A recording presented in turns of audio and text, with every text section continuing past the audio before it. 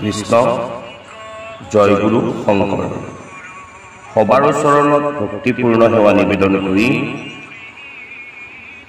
পাঠ কৰিব লৈছোঁ এটা কবিতা। কবিতাৰ শিৰোনাম অবিৰত যাত্ৰা, কবি দেৱাঞ্জন বৰা।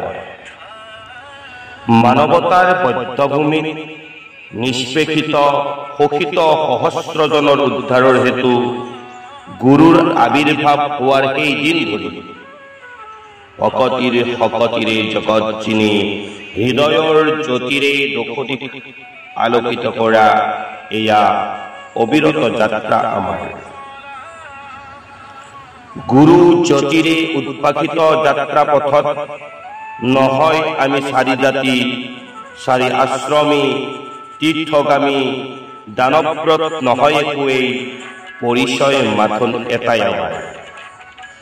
দাসৰো দাস আমি দৈৱকী নন্দনৰ, জাতি উপজাতিৰ পবিত্ৰ এই মিলন ভূমিত নাৰী পুৰুষৰো আছে সম অধিকাৰ। চিৰ সুন্দৰৰ লীলাভূমি এইখন ধুনীয়া পৃথিৱীত, চিৰ সুন্দৰৰ লীলাভূমি এইখন ধুনীয়া পৃথিৱীত, ত্ৰিজগতপতি হৰিৰ বাংশীৰ সুমধুৰ ধ্বনি হৃদয়ে হৃদয়ে প্ৰতিধ্বনিত হৈ সঞ্চাৰিত হোৱা পবিত্ৰ অনুভূতিৰ সমাৱেশত সৃষ্টি হয় ৰসময় ভকতি। পৰম পুৰুষৰ প্ৰণতিত অনুভূত হয় পৰম আনন্দ।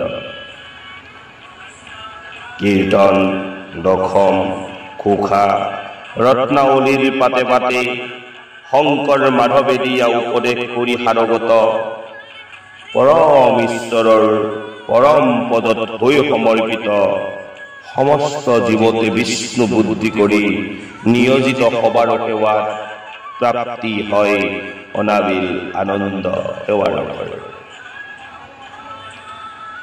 বৰগীত, প্ৰতিমা, নৃত্য, গীত ভাওনাৰে সমৃদ্ধ আধ্যাত্মিক চেতনা সম্পৃক্ত জাতীয় চেতনাৰে সৰ্বস্তৰৰ সৰ্বজনৰ প্ৰজ্ঞাত্মক সাধনাৰে মহাপুৰুষৰ আদৰ্শেৰে গঢ়া জীৱন আদৰ্শেৰে সুন্দৰ জীৱন যাপনৰ এয়া অভিনৱ অনন্য সাধনা।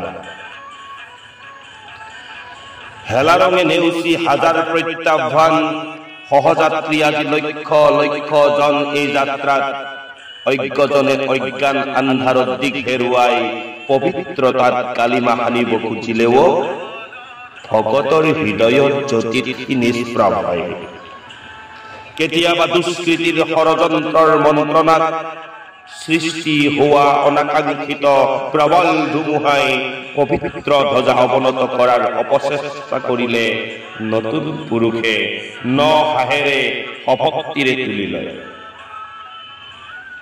শাস্ত্ৰসন্মত আৰু বিজ্ঞানসন্মত সুস্থ চিন্তাৰে দূৰ কৰি অস্পৃশ্যতা, অন্ধবিশ্বাস আৰু অধৰ্মাচৰণ, শুভ পৰিৱৰ্তনৰ সূচনা এই যাত্ৰাৰ এই মূল মন্ত্ৰ।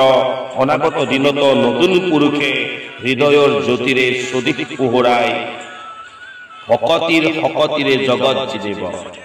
নৱচিন্তাৰে নৰূপেৰে সজাই কৰিব সুদূৰ প্ৰসাৰী অনিৰুদ্ধ ভক্তি সিক্ত এই অবিৰত যাত্ৰা। অনিৰুদ্ধ ভক্তি সিক্ত এই অবিৰত যাত্ৰা। জয়তু জগতগুৰু শ্ৰীমন্ত শংকৰ, জয়তু শ্ৰীমন্ত শংকৰদেৱ ভগৱান। কৃষ্ণ।